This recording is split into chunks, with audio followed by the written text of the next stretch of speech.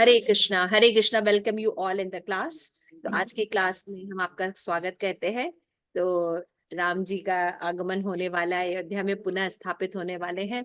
और 500 से भी ज्यादा सालों से, है ना, संघर्ष के बाद आज जो है राम जन्मभूमि जो है वो पुनः स्थापित हुई है। पुनः सुंदर मंदिर का निर्माण हुआ है सरयू के किनारे। भगवान की सुंदर प्रतिमा स्थापित होकर फिर से भगवान के पूरे ऐश्वर्य के साथ उनकी प्रतिष्ठा वापस रखी जा रही। तो आज जितने भी भगवान के जो भक्त है वो अत्यंत प्रसन्न है।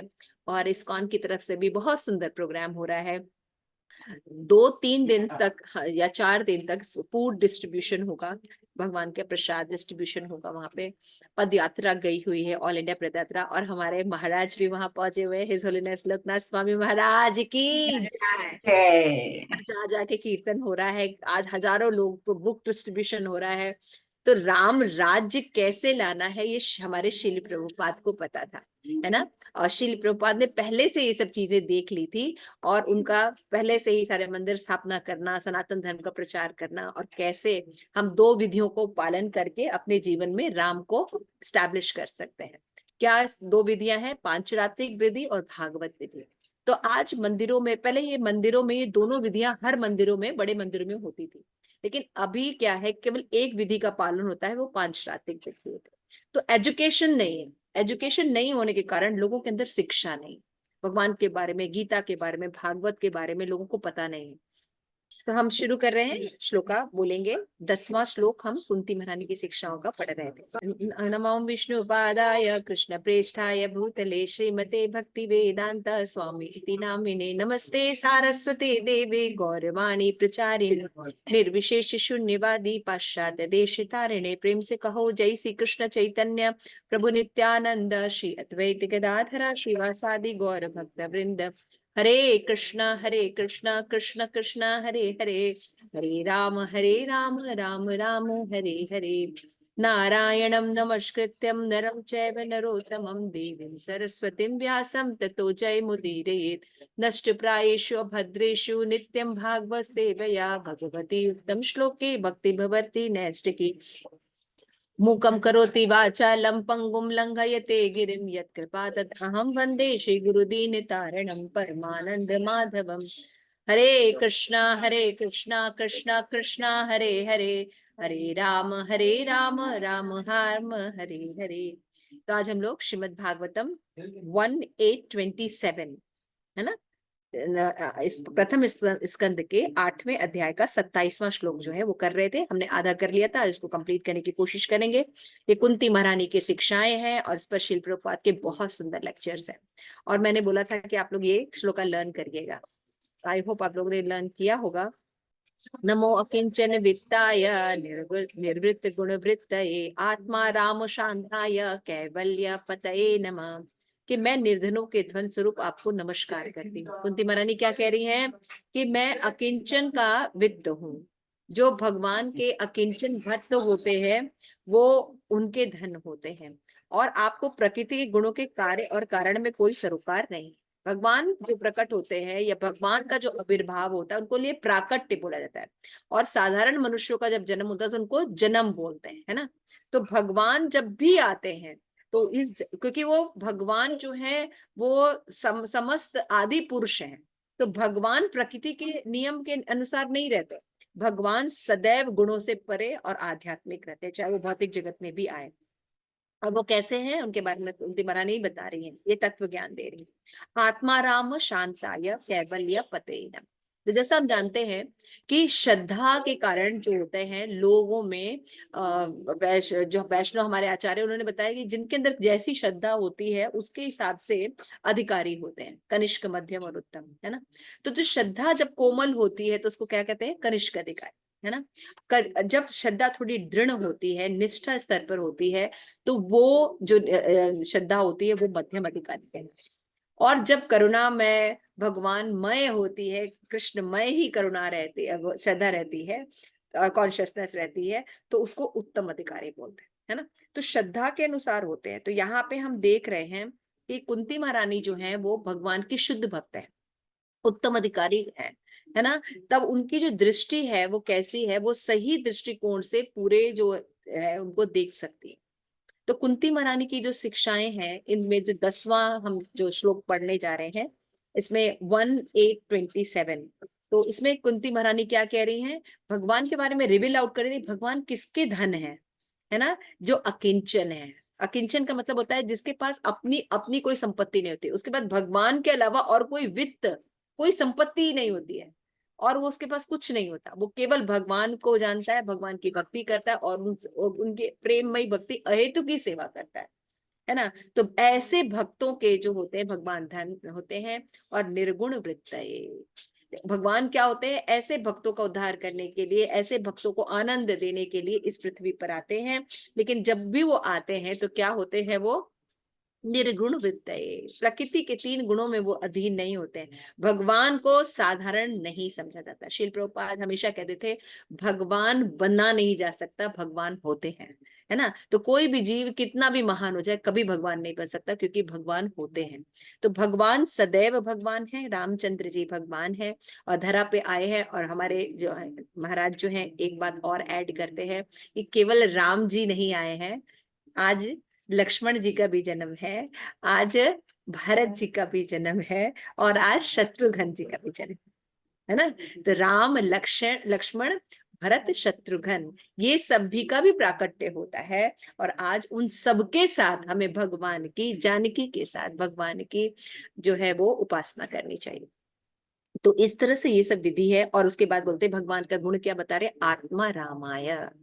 जो जो उत्तम अधिकारी वो भगवान के गुणों को एज इट इज देखते हैं। जैसे कुंती महारानी क्या बता रही है, भगवान आत्मा राम है। व्हाट इज देयर क्वालिटी, वो किसी पर डिपेंड नहीं है, वो खुद में आनंद लेते हैं। जैसे हमारा आनंद दूसरों पर डिपेंड रहता है ना, जैसे जब हम मॉल जाएंगे, कोई अच्छी चीज मिलेगी तब हम अच्छे होंगे, कोई है ना। जैसे यमुना सुंदर की शादी हुई तो जब उसको उसका हस्बैंड रिंग देगा तब वो उसको आत्मा खुशी होगी, है ना। या किसी को भी कोई अच्छी गिफ्ट मिलेगी, कहीं घूमने जाना हो, कहीं बाहर जाना हो, है ना, लक्षद्वीप जाना हो मालदीव जाना, सो मेनी थिंग्स, जब हम जाते हैं करते हैं, कोई अच्छी जिसका जिसका जो सपना रहता है, जब वो मिलता है तब उसको लगता है कि वो प्रसन्न है। तो हमारी जो प्रसन्नता है वो चीजों पर आश्रित होती है। लेकिन भगवान कैसे हैं, आत्माराम। क्या बोल रही कुंती महारानी, आत्मरामायण, मतलब ये समझने की कोशिश करनी चाहिए कि भगवान किसी भी चीज पर डिपेंड नहीं है। भोग लगाते हैं तो भगवान उसको खाएंगे, तब वो हम बहुत अच्छी चीज चढ़ाएंगे तब भगवान करेंगे, नहीं, भगवान को कुछ नहीं चाहिए, भगवान आत्म तुष्ट है। फिर क्या करें, अगर भगवान आत्म तुष्ट है तो उनको कैसे कैसे तुष्ट करें, है ना। तो उसके लिए होता है भक्ति, प्रेम के साथ जब हम कुछ ऑफर करते हैं तो भगवान जो है हर किसी का स्वीकार करते हैं, है ना। तो भगवान प्रेम देखते हैं, भावग्राही जनार्दन।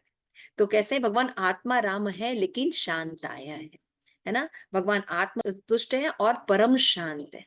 और हम भी शांत होना चाहते हैं ना, हम अपने जीवन में शांति चाहते हैं।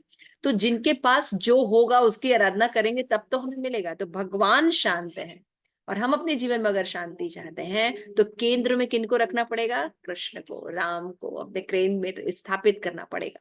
और चैतन्य महाप्रभु ने एकदम सिंपल मेथड बताया है केंद्र में कैसे स्टैब्लिश करना है। जब हम चैंटिंग को अपने जीवन का अंश बनाते हैं, हरे कृष्णा कृष्ण कृष्ण हरे हरे, हरे राम राम राम हरे हरे, तो हम कलयुग के स्वर्ण युग में जी रहे हैं। आज कलयुग का स्वर्ण युग है, हम अपनी आंखों से देख रहे हैं, हम कितने भाग्यवान जीव हैं। ब्रह्मांड भ्रमिते कौन भाग्यवान जीव, तो आप हम सभी इतने भाग्यवान हैं। आज हिस्ट्री की, इतिहास की एक सुंदर जो घटना है, जो होने वाली है कल, राम जी का पुनर्स्थापना, अयोध्या में उनका प्राण प्रतिष्ठा होना, तो उन घटना को हम अपनी आंखों से देख पा रहे हैं। इसलिए भगवान जो है राजीव नेत्रम है, जैसे मैंने बताया, तो हमारी आंखें धन्य हैं उनको ये देखकर, है ना। तो गुरु महाराज वहां पे हैं, तो हम ये हम लोग की तरफ से वो रिप्रेजेंट कर रहे हैं, हम लोग की तरफ से भी उठ रहे हैं। तो हम लोग इस ऐसा फील करना चाहिए कि वी आर इन अयोध्या, है ना। तो अयोध्या का क्या मतलब होता है, जिस नगरी को कभी जीता ना जा सके, अयोध्या, है ना। तो राम जी की नगरी है, जीता नहीं जा सकता। लेकिन इसको कैसे समझेंगे हम, इसको समझने के लिए देखना पड़ेगा कि जो इतने लोगों ने आक्रमण किया, टूटा, ये सब ऐसा क्यों हुआ। जब भगवान की अयोध्या नगरी उनको भी कभी तो आपको याद है कि जब भगवान वापस जा रहे थे अपने धाम को लेके गए थे, अपने लोगों को लेके गए थे, तो ये धराधाम है ना, भू प्रतिभू है ना। लेकिन भूवेर जैसे भूव में वृंदावन भी है, भौम में वृंदावन, वैसे ही भौम में अयोध्या भी है ना। तो इसका भी इतना ही रिस्पेक्ट होना चाहिए, वापस उसी तरह होना चाहिए जैसे कि भगवान का साकेत धाम है। तो इसलिए इसको अगर फिर से स्टैब्लिश किया गया है और बहुत से लोगों ने इसके लिए पीछे संघर्ष किया है, उन सभी की आत्मा आज तृप्त हो रही होगी। तो हम सोचिए उनके एज अ वंशज है ना, अब हम लोग भी वंशज होंगे। तो हम लोग जब इनको इस घटना को पूरित होते देख रहे हैं, तो ये मनुष्य जीवन क्या है, सार्थक है। यही मनुष्य जीवन का लक्ष्य है, हमें भगवान की लीला में जाने का मौका मिलता है। मैं हमेशा सोचती थी जब शिल प्रभुपाद धरा पे है, तो जैसे कभी कोई मूवमेंट पढ़ते हैं, कभी कोई आचार्यों से सुनते हैं, कभी गुरु महाराज लोगों से सुनते हैं, या उनके और गुरु भाइयों से हम लोग सुनते हैं, ऐसी लीला की प्रभुपाद ने, ऐसा किया प्रभुपाद, ऐसे गए। तो कभी कभी मन में आता है कि ओहो काश हम भी होते, काश उस समय हम भी होते, है ना, ऐसा लगता है।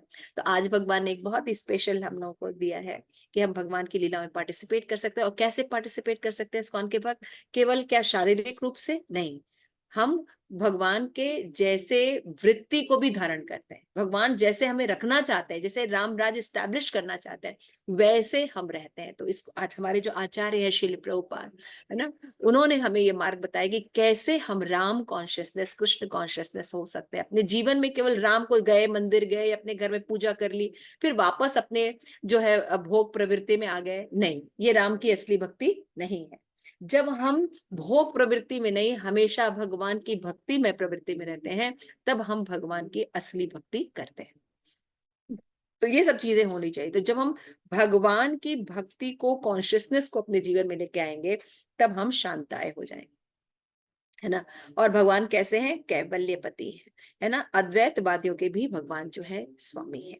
तो इस तरह से हमने देखा था कि इसमें शिल प्रभुपाद ने बहुत अच्छी अच्छी बातें बताई थी। उसके बाद हमको देखना था अकिंचन शब्द की परिभाषा शिल प्रभुपाद ने दी थी, और ये भी बताया था कि भगवान कैसे परम स्वतंत्र है। तो शॉर्ट में हमने इसको करने की कोशिश की, पूरा रिकैप। तो भगवान परम स्वतंत्र है, इसलिए भगवान ने हम जीवों को भी स्वतंत्रता देके रखी। तो हमारी प्रॉब्लम क्या है, हम एक ही काम करते हैं, हमें जो अल्प स्वतंत्रता दी गई है, इसका सदुपयोग नहीं जानते। How to use our free will, that is very important lesson, and that is teach by the Srila Prabhupada. कि कैसे कर सकते हैं, जब हम अपनी इच्छाओं को भगवान की इच्छा से जोड़ देते हैं, है ना। तो ये विल का सही यूज है, ये विल का सही यूज है। तो ये सब चीजें कैसे पता चलती हैं, जब हम उत्तम अधिकारी के पास आते हैं, जिनकी श्रद्धा जो होती है कैसी होती है, नेस्ट की श्रद्धा, दृढ़ निश्चय की श्रद्धा होती है। कैसी श्रद्धा होती है, जैसे चैतन्य महाप्रभु जो है, वो मुरारी गुप्त को बोलते हैं कि तुम तो राम भक्त हो, सब तो कृष्ण भक्त हैं, तुम राम भक्त हो, ऐसा करो अगले दिन से तुम राम जी की उपासना छोड़ के कृष्ण की उपासना करो, तो हमको प्रचार करने में ईजी हो जाएगा, क्योंकि मैं भी कृष्ण के बारे में ही बताता हूँ। वो तो बचपन से भगवान के प्रति भक्ति करते थे, उन्होंने कहा तो दिया कि भगवान आप जैसे कहें, लेकिन रात भर वो बेचैन रहे, है ना। और वो सो नहीं पाए, किस लिए सो पाए, क्योंकि राम की उपासना को वो छोड़ नहीं पा रहे थे, और चैतन्य महाप्रभु की आज्ञा का पालन नहीं कर पा रहे। तो उन्होंने क्या सोचा, शरीर का ही त्याग कर देना, इस शरीर का क्या इस्तेमाल, है ना। तो फिर वो जब बोलते हैं कि भगवान मुझसे हो नहीं रही भक्ति, मुझे मुझे राम जी की भक्ति करनी मैं नहीं कर पा रहा हूँ, और मैं सोचता हूँ अगर मैं आपकी आज्ञा पालन नहीं कर पा रहा हूँ तो अपना शरीर त्याग। चैतन्य महाप्रभु अप्रिशिएट देम, क्या अप्रिशिएट किया कि साक्षात गुरु भी बोले, भगवान भी बोले, तब भी अगर भक्ति नहीं छूट पा रही, इसको कहते हैं दृढ़ निष्ठा, ये उत्तम अधिकारी होते हैं। अभी हमारे सामने दो चार केसेस आ जाए, हमारी श्रद्धा हिल जाएगी। अभी हमारे जीवन में प्रॉब्लम आ जाए, तो हमें सब भगवान मैं तो बड़ी भक्ति करता था, आपने लगातार प्रॉब्लम डाल दी, तो फिर बड़ा दिक्कत है। तो हमारी श्रद्धा कोमल से, प्रभुपाद कहते हैं एटलीस्ट हमें मध्यम अधिकारी बनना चाहिए, है ना। हमारी श्रद्धा कैसे होनी चाहिए, दृढ़ होनी चाहिए, एटलीस्ट दृढ़ होनी चाहिए, कि हम दृढ़ता पूर्वक भगवान की भक्ति करें, है ना। तो आप सब जानते हैं कि जो श्रद्धा होती है, ये हमारे आध्यात्मिक जीवन में मूल होती है, ठीक है ना। तो जब हम भगवान की भक्ति करते हैं, तो विश्वास जो होता है, ये कई चीजों से आता है। वो होता है एक तो शुद्ध भक्तों के संग में विश्वास डेवलप होता है, और दूसरा अनुभव से डेवलप होता है ना। तो अगर हमको केवल फिलॉसफी आती है, we are very good in philosophy, तो इससे श्रद्धा जो है इसका कोई लेना देना नहीं है। जनरली लोग सोचते हैं कि हमको फिलोसफी, देखिए कितनी बड़ी बात है, आचार्य जैसा प्रिविल आउट करते हैं कि श्रद्धा जो है वो केवल फिलोसफी से नहीं बढ़ती है। फिलोसफी तो बहुत लोग जानते हैं, है ना, प्रवचन करा लो, लेकिन जीवन में उसको धारण नहीं करते, है ना। इसी पाखंड का तो शिल प्रभुपाद ने विरोध किया था, है ना, कि जीवन में जरूरी नहीं कि वो लोग धारण करते हैं। तो फिलॉसफी केवल आना भगवान की भक्ति या श्रद्धा को बढ़ाने में नहीं होता है, बल्कि श्रद्धा को बढ़ाने के लिए एक और एलिमेंट काम आता है। कोई बता सकता है कौन सा एलिमेंट? यस। भाव, भाव काम आता है, मतलब ये भाव होना चाहिए। भाव होना चाहिए। ओके, प्रेमंजलि। Okay, yes. साधु संग माता जी, साधु सेवा, 1 मिनट, एक एक करके। यस आदित्य शर प्रभु। शरणागति। शरणागति, ओके। साधु संग, साधु संग होना चाहिए, ओके। और कुछ? सेवा माता जी, सेवा सबसे बड़ी चीज है सेवा, भगवान की। सेवा, सेवा करने से आता है, ओके, है ना, विषय है ना। माता जी, जितना कृष्ण प्रेम होगा, जितनी कृष्ण में आसक्ति होगी ना, उतनी दृढ़ता है। जितनी हमारी आसक्ति बढ़ेगी उतना हमारा श्रद्धा बढ़ेगा। सब सही है, बिल्कुल ठीक। माता जी, अनुभव भी हो सकता है। अनुभव भी हो सकता है कि जब हमें अनुभव होगा कि भगवान की भक्ति करते हैं तो हमें अनुभव होता है, रियलाइजेशंस होती हैं, तब हमारी जो है श्रद्धा बढ़ जाएगी, है ना। तो जैसे मैंने अभी बोला कि श्रद्धा जो है वो फिलॉसफी के साथ साथ हमें उसका पालन भी करना पड़ेगा, है ना। जब भगवान कहते हैं ज्ञान विज्ञान च, जब हम ज्ञान को विज्ञान में परिवर्तित करते हैं और जब उसका अनुभव होता है और भक्तों के संग करते हैं, तब जाके हमारी श्रद्धा जो है वो मजबूत बनती है, दृढ़ श्रद्धा बनती है ना, वो फिर हिलती नहीं है। सबसे इम्पोर्टेंट चीज ये है कि फिर हम जब भगवान के अनुसार हम जब चलने लगते हैं, है ना, भगवान के कहे अनुसार जब अपना जीवन जीने लगते हैं, तो हमारी श्रद्धा जो है वो दृढ़ होती है। इसीलिए आप देखिए कि बहुत से लोग फिलोसफिकल बहुत ज्यादा साउंड नहीं होते, लेकिन भगवान के अनुसार वो जीवन जीते हैं, है ना, जैसा उनका आचरण भगवान ने बताया वैसा जीवन जीते हैं, इसलिए वो भगवान की प्रति श्रद्धा उनकी बढ़ जाती है। तो कुंती महारानी जो है भगवान की उत्तम अधिकारी लगते हैं, है ना, इसलिए भगवान, भगवान के गुण, भगवान के बारे में वो बता सकते हैं। तो यहाँ पे बताया जा रहा है कि जो भौतिक आसक्ति होती है वो जो होती है वो जरा दिक्कत में आती है। इसीलिए देखिए रामचंद्र जी जो हैं उनका अनुकरण और अनुसरण दोनों कर सकते हैं। रामचंद्र जी का जो जीवन होता है उनका अनुकरण और अनुसरण दोनों कर सकते हैं, है ना, कि वो जो किए हैं, अगर जनरली बोला है प्रभुपाद हमेशा जो है वो बोलते हैं कि जो भगवान जो कहते हैं वो करना नहीं चाहिए, लेकिन रामचंद्र जी का अगर हम करते हैं फॉलो उनका जीवन का, तो क्या है, हमारा बेनिफिट है ना, हम जो हमारा जो है वो जीवन आध्यात्मिक हो जाएगा। लेकिन कृष्ण कृष्ण का हम अनुकरण नहीं कर सकते, है ना, केवल अनुसरण कर सकते, उन्होंने जो कहा है उनका पालन कर सकते, क्योंकि भगवान की ऐसी बहुत सी लीलाएं हैं जो कि हम नहीं कर सकते, है ना। जैसे भगवान का अर्धरात्रि में युग गोपियों के साथ लीलाएं हैं, है ना, ये सब चैतन्य महाप्रभु जैसे लोग जब प्रकट करते हैं उनको जान सकते हैं। और भगवान ने चेतावनी दी है, जो उत्तम अधिकारी है उससे सुनना चाहिए, उत्तम अधिकारी से भगवान के बारे में सुनना चाहिए, नहीं तो क्या होंगे, हम कंफ्यूज हो जाएंगे क्योंकि हमें ज्यादा तत्व नॉलेज नहीं होता। फिर शिल प्रपात कहते हैं कृष्ण समझे कोई भी काम अनैतिक नहीं है, इसलिए जब हम अधिकारियों से सुनते हैं तब हम देखते हैं कि जो एलिगेशंस लगाए जाते हैं भगवान पर, है ना, हमेशा, क्योंकि लोगों की आदत है कुछ ना कुछ बोलने की, अपने दिमाग के छोटे से दिमाग के हिसाब से बल्ब जलाने की और भगवान को क्रिटिसाइज करने की, है ना। तो भगते हैं भगवान के ऐसे कार्य हैं जो हमारे दृष्टिकोण से लग सकते हैं कि अनैतिक हैं, लेकिन भगवान के कार्य कभी अनैतिक नहीं होते। क्यों? क्योंकि हमने अभी पढ़ा भगवान प्रकृति के गुणों के ऊपर है, हमें एक तरह से काम करने की आदत है और हमें लगता है दैट इज द मॉरल, लेकिन वो मॉरल भगवान के ऊपर लागू नहीं होता, ये समझना चाहिए। इसीलिए भगवान की लीलाओं को समझने के लिए बहुत बहुत जो है वैसा होना चाहिए। तो यहाँ पे बताते हैं साधु पुरुष तो मनुष्य क्या पशु तक के वध की अनुमति नहीं देते।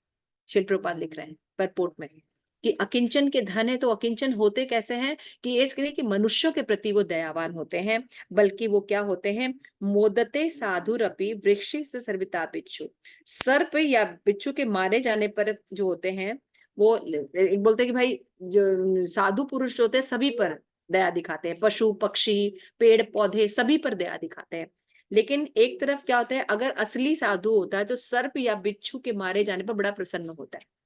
हाँ, ये कैसे आप बात कर रही है? दो तो कंट्राडिक्टरी बात कर रही है। एक तरफ आप कह रही है कि भक्त जो होते हैं वो सबके प्रति समदृष्टि रखते हैं, और दूसरी तरफ ऐसा कह रहे जो बिच्छू या सर्प भी जीव हैं, और जब किसी भी जीव को मारा जाता है साधु कभी प्रसन्न नहीं होता। लेकिन प्रहलाद महाराज जो है वो बताते हैं कि साधु भी सर्प या बिच्छू के मारे जाने पर प्रसन्न होते हैं। हिरण्यकश्यपु अत्यंत घातक असुर था जिसने भक्तों को सताया था, अतः ऐसे असुर मारा जाता है तो साधु पुरुष तक प्रसन्न होते हैं।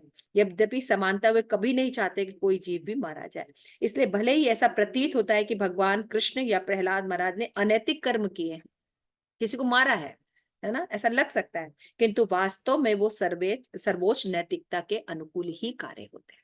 दिखने में भ्रम लग सकता है ना, कि जैसे एक भ्रम बताया ना कि सभी जीवों के प्रति समदृष्टि होते हैं भक्त, कह रहे उन्हें मार क्यों दिया? तो आप अगर ये बात कह जाए कि मतलब साधु पुरुष जो है वो सर्प या बिच्छू को मारे जाने पर वो थोड़े प्रसन्न होते हैं, तो कहेंगे ये कैसी फिलॉसफी है? इसको समझने के लिए डीप अंडरस्टैंडिंग होनी चाहिए कि भगवान के ये कार्य अनैतिक नहीं होते। क्लियर हो गया? तो इन सब कंट्राडिक्टरीज को समझ, जैसे भगवत गीता में भगवान बोलते हैं, लास्ट में क्या समझाता है कि भगवत गीता का सार क्या है? सर्वधर्मान परित्यज्य मामेकम शरणम व्रज, अहम त्वाम सर्व पापेभ्यो मोक्षयिष्यामि मा शुचः। भाई मैं सभी धर्मों का तुम त्याग कर दो, मेरे पास आ जाओ, है ना। भगवान क्यों? क्योंकि मैं तुम्हारे सभी पापों को नष्ट कर दूंगा, तुम चिंता मत करो, है ना। और भगवान कहते हैं मैं धर्म की स्थापना करने के लिए आता हूँ, है ना। और फिर भगवान कह रहे सर्व धर्म परित्याग कर दो। कैसे समझेंगे, है ना। भगवान बोलते हैं ना, परित्राणाय साधूनां विनाशाय च दुष्कृतां धर्म संस्थापनाय संभवामि युगे युगे, है ना। तो ये दो बातें कैसे समझेंगे? दोनों भगवत गीता में। आप प्रकटी होते हैं धर्म की स्थापना करने के लिए, और लास्ट में मैसेज क्या देके जा रहे हैं कि सर्व धर्म परित्यज्य, सब धर्मों को छोड़कर आ जाओ। तो ये सब समझना पड़ेगा। ये सब आचार्यों के संग रहने पर तो हमेशा कंट्राडिक्टरी बनी रहती है। और हमेशा ध्यान रखिए, जब कोई वैष्णव या कोई भी चर्चा में कोई प्रश्न उठाया जाता है तो उसमें भगवान की ग्लोरिफिकेशन या भगवान के तत्व को समझने की जिज्ञासा होती है। लेकिन जब सो कॉल्ड बाहर के तत्व जो है, जैसे कि अलग अलग पंथों के विश्वास करने वाले लोग हैं, वो जब टीका टिप्पणी करते हैं, जैसे मुस्लिम संप्रदाय है, क्रिश्चियन संप्रदाय है, स्पेशली दो संप्रदाय बहुत ज्यादा टीका टिप्पणी करते हैं, तो वो किस लिए करते हैं? वो इसलिए करते हैं हमें भ्रमित करने के लिए और दूसरा धर्म परिवर्तन करने के लिए। उनका मोटो ये नहीं होता कि वो आपको कंफ्यूजन को ठीक कर रहे हैं। वो ऐसे प्रश्न उठाते हैं कि एक तो क्यों जानते हैं कि आज की जनरेशन जो है वो जड़ से जुड़ी नहीं है, उनको कोई नॉलेज नहीं है, तो उनको मॉरल साइंस समझाते हैं, ऐसा कैसे, ऐसा कैसे, तुम्हारा है भगवान तो ऐसा कैसे, ये कैसे, वो कैसे, है ना। क्योंकि हमारे पास कोई सॉलिड नॉलेज नहीं है, इसलिए ये सारी दिक्कत। इसलिए श्रील प्रभुपाद ने इस्कॉन की एस्टेब्लिशमेंट की है और जगह जगह भागवत विधि को एक्सप्लेन किया है कि आप सही से अपने ग्रंथों को पढ़िए, आचार्यों को सुनिए, तब आपको पता चलेगा कि व्हाट इज द रीजन, क्यों भगवान ने उसको बलि को छिपके मारा, है ना। बहुत ऐसे रीजंस देते हैं। भगवान मांस खाया करते थे, भगवान ने ऐसा क्यों कहा। ऐसे एपिसोड ही उठाते हैं जो कि आपके विश्वास को बदलने में उनका, क्योंकि मकसद कन्वर्शन होता है, उनका मकसद नॉलेज नहीं होता। और वो ये जानते हैं सनातन धर्म जो है सर्वोच्च ना। अगर ये लोग अगर आज अभी देखे, आज राम जी का एक मंदिर बना, पूरा भारत छोड़िए विदेश आसपास सारे लोग, है ना, Ram ji Ram ji Ram ji, and they are looking forward. क्यों लुकिंग फॉरवर्ड है? क्योंकि भारत को माता कहा जाता है, भारत भूमि माता है ना। क्यों है? क्योंकि गोपियां बताती जयति तेदिकम जन्मना व्रजम, है ना। आपका जन्म होता है भगवान, इसलिए ब्रज जो है वो जयति, है ना। या कुछ आचार्य कहते हैं कि ब्रज में जन्मने के कारण कृष्ण का मान होता है, ये धाम महिमा है। तो ऐसे रस रस के लिए है।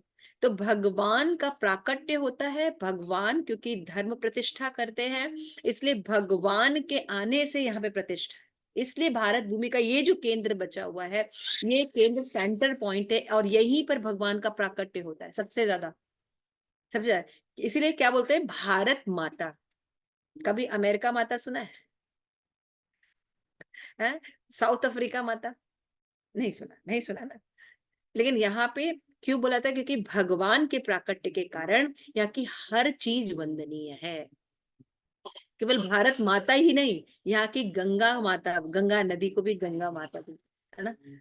बाहर की नदियों का तो नाम मुझे नहीं याद है, लेकिन वहां पे कहीं किसी को माता की तरह गंगा यमुना सरस्वती, है ना, ये सब नहीं, माता की तरह नहीं पूजी जाती। यहाँ वृक्षों की पूजा होती है, तुलसी है, पीपल है ना।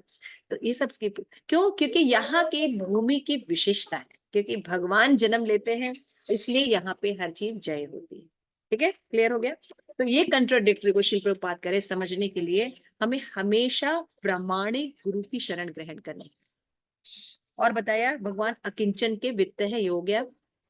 और जैसे कि हमें उस तरह से नहीं करना चाहिए कि हमें जो क्या करना चाहिए, ऐसा नहीं सोचना चाहिए कि हम जो है वो भगवान के पास जाते हैं, पाप कर लिया, जैसे प्रभुपाद लिखते गिरजाघर में हम जाते हैं और पूरे मंडे से लेके फ्राइडे तक हमने पाप किया, और सैटरडे को हम क्या सोचते हैं कि संडे को सोचते हैं कि हम जाएंगे और बस चर्च में जाके पोप के सामने अपना बोल देंगे कि हाँ कन्फेक्शन करने के कि भैया हमने ये पाप किया, फिर मंडे से फिर वही पाप, मंडे से फिर वही पाप करेंगे।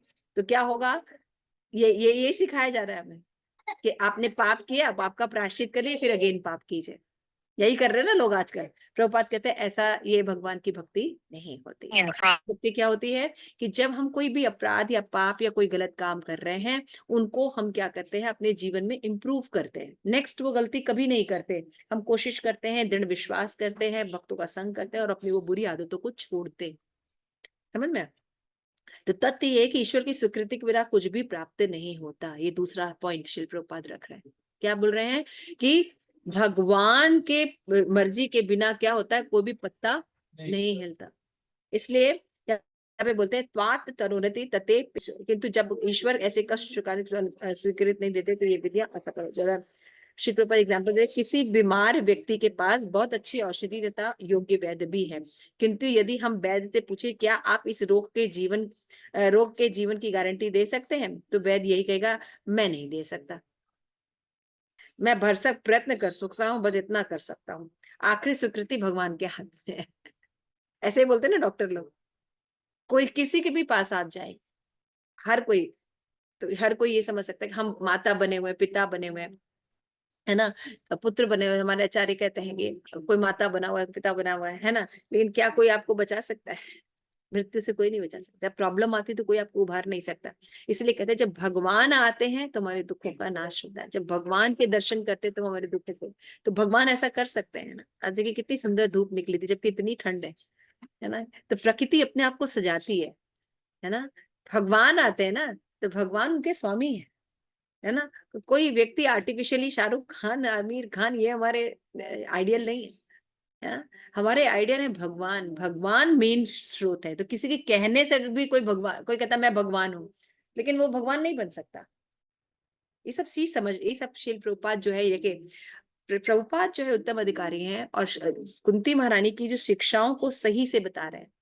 जो एक श्लोका है नमः किंचन विद्या है, लेकिन उसको एक्सप्लेन कर रहे हैं शिल प्रभुपाद। तो ये है कि तो शिल प्रभुपाद कह रहे हैं कि इवन जो हमारे जो हाईएस्ट लोग रहते हैं, डिग्री लेके जो MBA किए हुए हैं, डॉक्टर है, इंजीनियर है, साइंटिस्ट है, वो डिग्री तो ले लेते हैं, लेकिन ना तो वो परिवर्तन कर सकते हैं, ना ब्लेड ऑफ ग्रास बना सकते हैं। एक ब्लेड ऑफ ग्रास भी नहीं बना सकते, है ना। लेकिन बताते हैं। तो सोचिए केवल वो ये बताते हैं कि ये चीजें ऐसे वर्क कर रही हैं, है ना। डॉक्टर क्या होता है, शरीर में ऐसे ऐसे वर्क होता है, कुछ ठीक नहीं कर सकता, है ना। तो औषधि तक तो भगवान देते हैं। तो इस तरीके से हम देखते हैं कि शिल प्रभुपाद ये एक्सप्लेन कर रहे हैं कि जड़ जो है वो भगवान है। तो ये समझना बहुत जरूरी है। तो क्या सबका अनादर कर दें और भगवान की केवल भक्ति करें?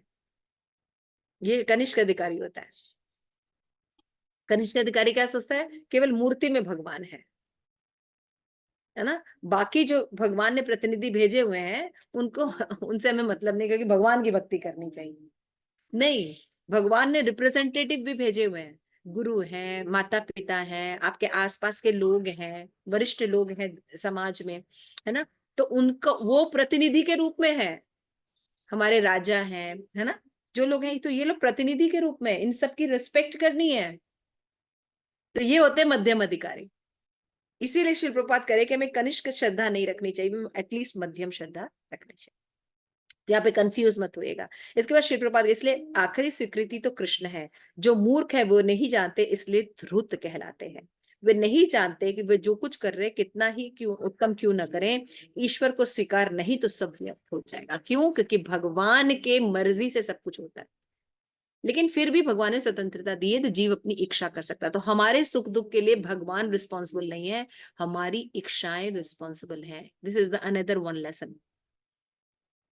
आज हमारे जीवन में अगर कोई दुख है सुख है तो हमारी इच्छाएं, हमारे पीछे के कर्म है, अभी के कर्म है। तो क्या करना है? हमें अपनी इच्छाओं को कृष्ण भावनामृत करना, यही सीखना है।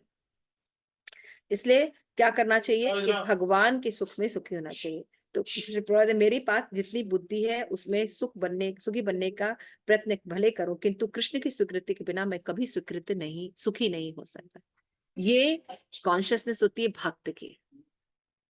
और भक्त अपने बल पर सुखी, मैं ये प्राप्त कर लूं, मैं ये प्राप्त कर लूं, मैं ऐसा कर लूं, मैं वैसा कर लूं, मैं ये कर लूं, मैं यहाँ बन जाऊं, मैं ये बन जाऊं और मैं सुखी हो जाऊंगा। नहीं, ऐसे कोई सुखी नहीं हो सकता। आप करके देख लिए। तो श्रील प्रभुपाद कह रहे हैं कि जो व्यक्ति कृष्ण भावनामृत दृष्टि पाने के लिए मेरे पास आता है, किंतु उसी के साथ भौतिक दृष्टि से भी प्रसन्न होना चाहता है, भगवान कहते हैं वो ज्यादा बुद्धिमान नहीं होता। क्यों? क्योंकि भौतिक चीज और आध्यात्मिक चीजों में अंतर होता है।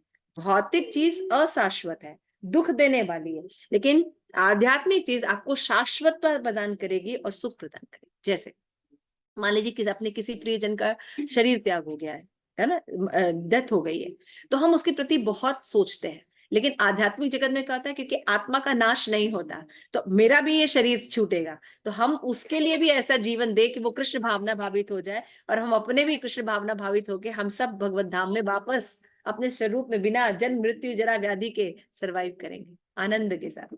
ऐसा क्यों नहीं सोचते? तो अपने लिए भी शाश्वत जीवन सोचे और आने वाले लोगों के लिए भी शाश्वतता का ये लेसन है। तो ये कितना खूबसूरत, इसमें कहीं वियोग होता ही नहीं है। तो इसलिए गुरु महाराज जब आते जपाटा में कहते हैं पुनर्मिलामि। याद है आप लोगों को? जब जपाटा भगवान महाराज खत्म करते हैं तो क्या बोलते हैं? हाँ अब खत्म हो रहा है। नहीं, महाराज खत्म वर्ड नहीं बोलते हैं, पुनः मिलामि, हम फिर पुनः मिलेंगे। और फिर कभी कभी महाराज बताते हैं कि हम सब गोलोक धाम ही जाएंगे। किसी की बहुत डेथ होती है, किसी आचार्य की डेथ होती है, जब हम सब दुखी रहते हैं तो प्रभुपाद हमें समझाते हैं कि एज अ सोल वो है, हमें आत्मा के प्रवास का प्रयास करना चाहिए। तो हम सब जब मिलके भगवत धाम में पुनः मिलेंगे। तो ये सब कॉन्शियसनेस शुद्ध, मुझे बहुत पसंद है ये सब कॉन्शियसनेस महाराज की जो उन्होंने हमें दिया। अदरवाइज हम तो यहाँ पे दुखी ही रहते हैं। जब हमारी भौतिक संपत्ति छीन ली जाती है तो हम अत्यधिक खिन्न हो जाते हैं, लेकिन भक्त कैसे रूप में लेते हैं? ये तो हमारी परीक्षा है ना। तत्ते अनुकंपान सुसमीक्षमान भुंजान ये आत्मकृतम विपका। अच्छा किया, परीक्षित बात कहते हैं, अच्छा किया आपने मुझे श्राप दिलवा दिया। इस काम काज में मैं तो बिल्कुल भी राज्य में है ना राजा बना हुआ था, सबका सेवा करता था, कभी आपकी भक्ति नहीं करा, कभी भगवत भक्ति नहीं कर पाया, अपना जीवन ही नष्ट कर दिया मैंने। अच्छा किया आपने छीन लिया। तो भक्तों को अच्छा लगता है। बस हम आप पर, युधिष्ठिर महाराज कृष्ण से कहते हैं, हम आप पर पूरी तरह से आश्रित है, फिर भी भौतिक दृष्टि से इतना कष्ट उठा रहे हैं। हमारा राज्य छिन गया, हमारी पत्नी का अपमान किया गया, हमारे शत्रु ने हमारे धन में हमें जलाने का दिया, मार दिया। कृष्ण ने उत्तर दिया, यस्सा अनुग्रहणामि हरंती तदय शने। हाँ, ये पहला काम है। यदि मैं किसी पर विशेष कृपा करता हूं तो उसकी आमदनी के सारे साधनों को छीन लेता, तभी तो अकिंचन बनेगा वो। कितनी कृपा है भगवान की, सोचिए। तो जब जैसे कि आपके बच्चे हैं, हस्बैंड है, विपरीत परिस्थिति मिले, थैंक्स कहना चाहिए भगवान को, क्योंकि अगर ये विपरीत नहीं होते तो हम तो अनुरक्त रहते। ये विपरीत है कि हम भक्ति कर सकते, तो थैंक्स कहना चाहिए कि रोना चाहिए। समझ, देखिए भक्ति कितना मनोबल देती है और ये कितनी विपरीत है ना, कितनी विपरीत शिक्षा है कि भौतिक जगत में अगर सब भक्त कहते हैं सब अच्छा है। जैसे कल विष्णु अवतार प्रभु जी से बात हुई, उनके प्रभु जी आपके दोनों बच्चे तो बाहर ही हैं, इसलिए अपना थोड़ा सा इलाज कर लीजिए, ठीक ठाक से रख लीजिए और फिर ठंड से बच के रखिए। तो कहते हैं कि अच्छा ही है, सब बाहर है, हम सभी तो भक्ति कर पा रहे हैं। तो भक्त की ऐसी फीलिंग होती है। इस संबंध में मेरा वास्तविक, शिल प्रभुपाद का बहुत सुंदर परपोट है। इस संबंध में मेरा वास्तविक, मैं पुरानी कहानी क्यों कहना चाहता हूँ। इसी तरह कृष्ण की विशेष कृपा पाती। मैं 25 वर्ष का था तो मेरे गुरुमाद ने प्रचार का आदेश दिया, किंतु मैंने सोचा पहले मैं धनी बन जाऊं, कुछ धन कमा लूं, फिर प्रचार करूंगा। मुझे अत्यंत धनी व्यापारी बनने का अच्छा अवसर प्राप्त हुआ। एक ज्योतिष ने बताया कि मैं भारत का सबसे धनी व्यक्ति बनूंगा। इसलिए बहुत अच्छी संभावना थी। मैं एक बड़ी रसायन फैक्ट्री में प्रबंधक बन गया। मैं निजी फैक्ट्री चालू की और व्यापार अत्यंत सफल हुआ, किंतु अंत सब कुछ समाप्त हो गया। मुझे अपने गुरु के आदेश को पूरा करने के लिए बाध्य होना पड़ा। कि अगर बिजनेस करते रहे तो एक बार दूसरा, दूसरे बार तीसरा लाभ होता रहा। भगवान ने कहा बेटा रुक जा। प्रभुपाद को असफलता हुई, है ना। तो क्या हुआ, उन्होंने कहा कि अब मुझे एक ही काम करना था। अपने गुरु की आज्ञा कि फॉरेन में जाके अंग्रेजी भाषा में प्रचार करो। जब मेरी सारी संपत्ति छीन ले गई तो मैं कहता था कि हुआ कृष्ण के पास पहुंचा, अब मेरी एकमात्र आप ही मेरी एकमात्र शरण है। प्रभुपाद क्या, अतः कृष्ण अकिंचन वित्त है। जब मनुष्य बहुत समस्त भौतिक ऐश्वर्य से विहीन बना दिया जाता है तो कृष्ण की ओर मुड़ जाता है। अब मैं अनुभव है कि मैंने खोया नहीं बल्कि पाया। अतः कृष्ण के निमित्त ऐश्वर्य को खो देना कोई हानि नहीं बल्कि बड़ा लाभ है। ये पॉइंट बहुत इंपॉर्टेंट है। क्या आप लिख रहे हैं, मैं फिर से पढ़ रही हूँ। अतः कृष्ण के निमित्त ऐश्वर्य को खो देना कोई हानि नहीं प्रत्युत सबसे बड़ा लाभ, है ना। जब माँ के गर्भ में भगवान ने रक्षा की है तो अभी रक्षा नहीं कर रहे हैं, लेकिन हमें लगता है कि ये व्यक्ति हमारी पालन कर रहा है, ये व्यक्ति हमारा पालन कर रहा है ना। तो ये डिपेंडेंसी है हमारी, एक्चुअल में भगवान पालन करते हैं। तो अकिंचन के पिता, हाँ हाँ प्रभु नंद सुत वृषभानु सुता जुत करुणा करो ए बार, नरोत्तम दास कहे ना ठेलियो रंग पार, तुम बिना के अच्छे अमार।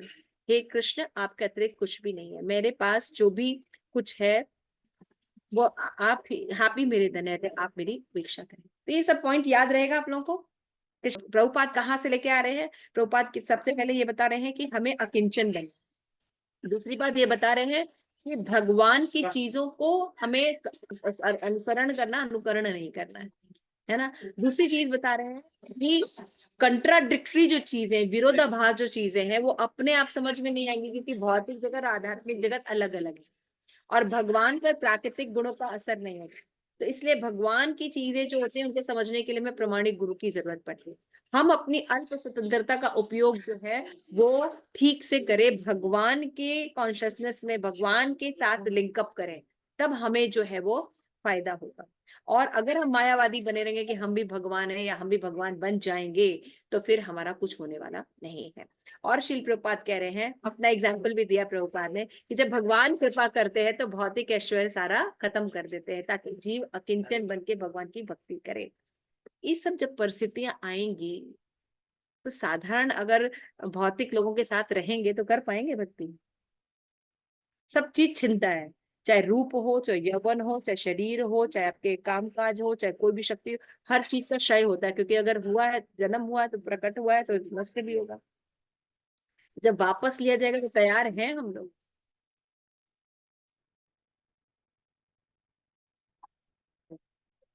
जब हम ये चैंटिंग करते रहते हैं, ये भक्तों का जो संग करते रहते हैं, इनके संग में कॉन्शियसनेस। प्रभुपाद क्या कहते थे, अरे सब छूट गया कोई बात नहीं, है ना। शिल प्रभुपाद का लास्ट में विदेश में क्या हुआ, उनका टाइपराइटर वगैरह था भारत में, वो भी चोरी हो गया। उनको मैसेज मिला, वो भी चोरी हो गया। सारा प्रभुपाद कहते थे अच्छा ही हुआ, सब चोरी हो जाना था, भगवान पे पूरी तरह भक्ति करेंगे, है ना। कितना बड़ा ये सब रिस्क है।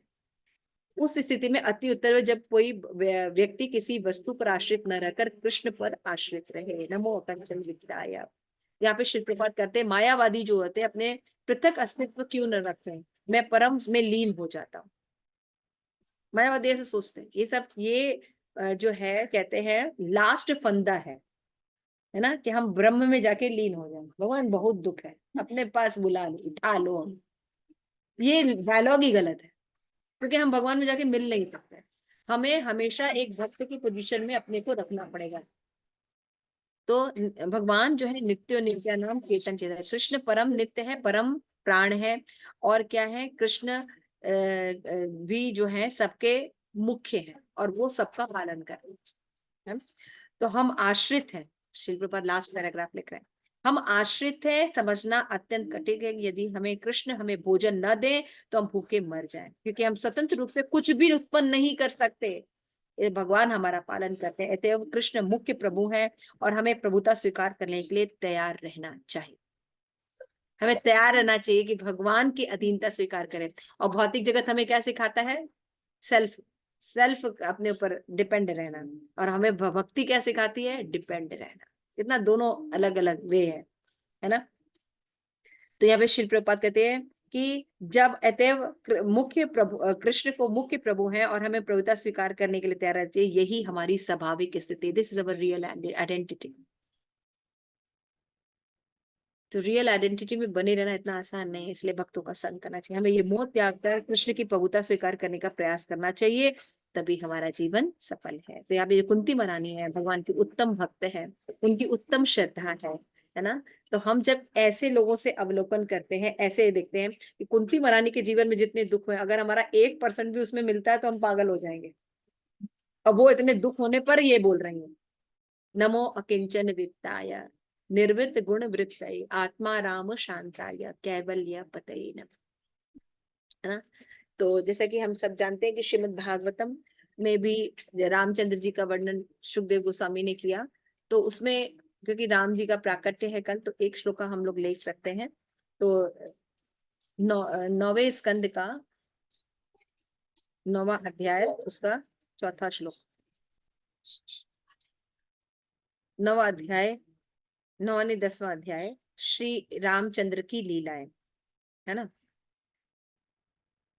इसमें रामचंद्र जी के बारे में सुखदेव गोस्वामी ने जो है बताया है। क्या बताया है? राम की परम लीलाएं, है ना। इसमें जो 4था श्लोक है 9-10-4 श्रीमद् भागवतम, तो उसमें जो परीक्षित महाराज ने पहले पूछा कि आपने बड़े शॉर्ट में राम जी के बारे में बता दिया, मैं पूरा डिटेल में सुनना चाहता हूँ, है ना। तो सुखदेव गोस्वामी कहते हैं कि महाराज खटवांग का पुत्र दीर्घबाहु हुआ और उसके पुत्र विख्यात महाराज रघु हुए। महाराज रघु के यज्ञ उत्पन्न हुए और अज से महापुरुष दशरथ उत्पन्न हुए, है ना। तो अगर आपसे पूछा जाए हिस्ट्री तो आपको मुगल साम्राज्य का तो बहुत याद है, अकबर का बेटा जहांगीर, है ना। तो थोड़ा इसका भी याद कर लीजिए, रामचंद्र जी का भी वंशावली याद कर लीजिए। उसको याद करने से हम भगवत धाम चले जाएंगे। तो सही हिस्ट्री पढ़े आप, इतिहास। तो क्या है, जो भगवान दशरथ है, दशरथ किसके बेटे हैं? अज से रघु, ठीक है ना, और रघु से खटवांग, राजा खटवांग हुए हैं, खटवांग के पुत्र रघु हुए हैं, रघु से अज हुए हैं, और अज के पुत्र थे दशरथ। क्लियर हो गया, है ना। तो जब उन्होंने प्रार्थना की और उनकी जिज्ञासा देखकर, परीक्षित महाराज की जिज्ञासा देखकर, क्योंकि उनका अंतिम क्षण है और वो जो बोल रहे थे वही सुखदेव गोस्वामी सुना रहे थे, तो शॉर्ट में बताया था, क्योंकि वो कहते थे कि मैं सोचता हूँ कि राम की लीलाएं आप तो डिटेल में जानते हैं। तो उन्होंने कहा नहीं, मैं डिटेल में सुनना चाहता हूँ। तो उन्होंने कहा कि ठीक है, अनंत है भगवान की लीला। बहुत अच्छा बताया कि देवताओं द्वारा प्रार्थना करने में भगवान परम सत्य अपने अंश तथा अंशों के अंश के साथ साक्षात प्रकट हुए थे। मैंने क्या बताया कि भगवान क्या है, प्रकट हुए। कैसे हुए? कि आज राम जी का प्राकट्य नहीं, बल्कि लक्ष्मण का भी है, भरत का भी है, शत्रुघ्न का भी है ना। तो अंश और अंशों के साथ भगवान प्रकट हुए, और पवित्र नाम थे उनके राम, लक्ष्मण, भरत और शत्रुघ्न। ये जानना बहुत, और महाराज ये बहुत कोट करते हैं। और हम जब महाराज, यकीन मानिए, जब कोट करते हैं, जब महाराज कोट करते हैं, हम लोग जब शुरू में भक्त बने थे, तो हमको यस, कितनी सही बात बोल रहे हैं महाराज। हम लोग को जरूरी राम कॉन्शियसनेस रहती है, लेकिन महाराज देखिए, वही से शुद्ध भक्तों का संगम। ये विख्यात अवतार महाराज दशरथ के पुत्रों के रूप में 4 स्वरूप में प्रकट हुए।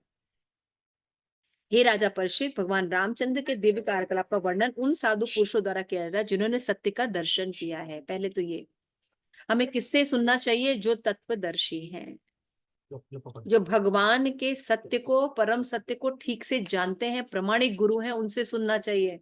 हमें हर किसी से भगवान की बातें नहीं सुननी चाहिए, क्योंकि गुहितम होती है, विरोधाभास होता है, कैसे समझेंगे। इसलिए सबसे पहले बोल रहे हैं, और श्री प्रभुपाद इसमें एक्सप्लेन भी कर रहे हैं, तत्वदर्शियों से श्रवण करना चाहिए।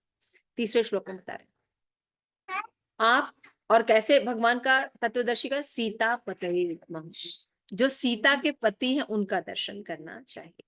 श्री प्रभुपाद देखते हैं, आधुनिक राक्षस जो डायरेक्टर डिग्रीधारी होने के कारण अपने उन्नत शिक्षित मानते हैं। उन्होंने ये सिद्ध करने का प्रयास किया कि रामचंद्र जो है वो सामान्य व्यक्ति हैं।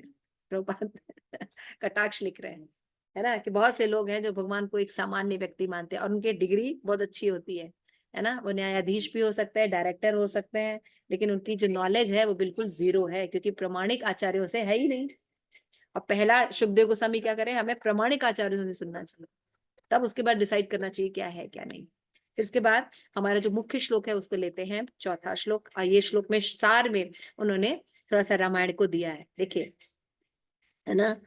तो गुरुवर्थ अर्थे त्यक्त राजयो व्यचन चरण दुर्वचन पद्म पद्व्या प्रियाया पाणी स्पर्श क्षमाभ्याम मृति पत्र रुचो यो हरिन्द्रानुज आभ्याम वैरुयाचिशुप आख्या प्रिय विरह वृषः रोषित भ्रूण ऋषभि यत्र शिब्द बद सेतु खल दव दहन कौशल नेत्रे अवतारन। तो इसका मतलब है कि अपने पिता के वचनों को अक्षत करने के लिए, यहाँ पे गुरु का मतलब है पिता। रामचंद्र ने तुरंत ही राजपथ छोड़ दिया और अपनी पत्नी सीता देवी के साथ एक जंगल से दूसरे जंगल में घूमते रहे, और इतने कोमल थे कि वे सीता की हथेलियों का स्पर्श भी सहन नहीं कर सकते थे। आज बहुत सुंदर इस पर व्याख्यान, पूरा आई थिंक 2.5 आवर का सेशन हुआ था वृंदावन में, और बहुत सुंदर एक्सप्लेनेशन दिया उन्होंने, काफी डिटेल में बताया था ये छंद है, ये चीजें हैं, कितना सुंदर वर्णन है, मतलब छंद वगैरह सारा एक्सप्लेन करके बहुत सुंदर क्लास दी थी। तो मुझे बहुत अच्छा लगा, इसलिए आपने कहा कि भक्तों से श्लोका तो शेयर कर ही सकते हैं, ज्यादा तो मेरी पात्रता है नहीं। तो ये श्लोक ये आप लोग घर जाके जरूर पढ़िएगा, श्रीमद् भागवतम में 9, 10, 4 इस एक श्लोक में ही पूरी भागवतम, है ना।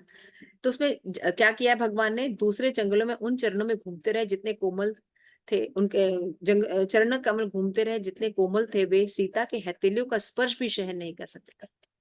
भगवान कितने कोमल थे, एक तो जानकी इतनी कोमल, कितनी सुंदर और कितनी कोमल वर्णन किया गया। वो जानकी जब भगवान के पैर दबाती थी तो वो भी भगवान को सहन नहीं होता था, इतने कोमल भगवान। वो कहाँ गए, जंगलों में, है ना। तो भगवान के साथ उनके अनुज लक्ष्मण तथा वानरों के राजा हनुमान भी थे। वे दोनों जंगल में घूमते हुए राम लक्ष्मण की थकान मिटाने में सहायक बने। शूर्पणखा की नाक तथा कान काटे, उसे कुरूप बनाया और भगवान सीता देवी से बिछुड़ गए। अतः वे अपनी भौवें तान कर क्रुद्ध हुए, सागर को डराया, जिससे भगवान को अपने ऊपर से होकर पुल बनाने की अनुमति दी। तत्पश्चात भगवान रावण को मारने के लिए दावानल की भांति उनके राज्य में प्रविष्ट हुए। ऐसे रामचंद्र हम सबों की रक्षा करें। ठीक है, ऐसे रामचंद्र हमारी रक्षा करें, ऐसे भगवान, ऐसे भगवान के गुण हैं, भगवान कर सकते हैं, इसलिए भगवान से प्रार्थना करनी चाहिए। Thank you so much. Shri Prabhupada की जय, कुंती महारानी की जय, जय गौर प्रेमानंदे, हरि हरि बोल।